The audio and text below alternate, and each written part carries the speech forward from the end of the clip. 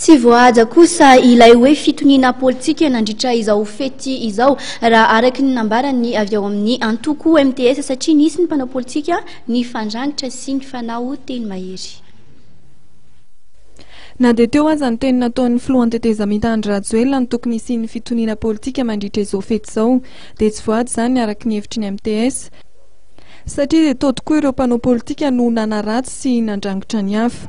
Ankoatra izay, raha araka ny nambaran'ny CST Robivelo avy amin'ny antoko MTS hatrany dia tokony hanaja ny teny nomeny Andriamatoa Marc Ravalomanana sy Andriamatoa Andry Rajoelina.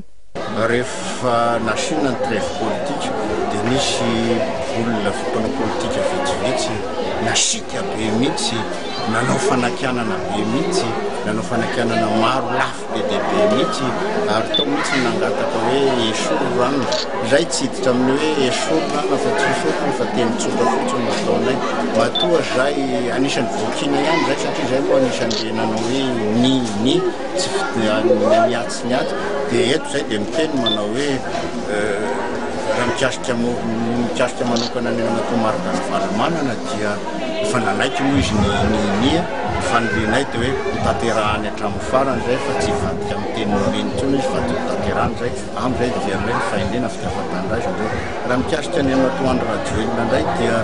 valiko kely angany ny tenin'ny mpanao politika anankiray manao hoe tsisy lalàna manaka anazy. Marina tokoa izany fa tsisy lalàna manaka anazy fa saingy izao anisan'ny lalàna lehibe indrindra angeny atao hoe éthique morale ka teny membrena homme d'État rehefa ny teny homme d'État nanao hoe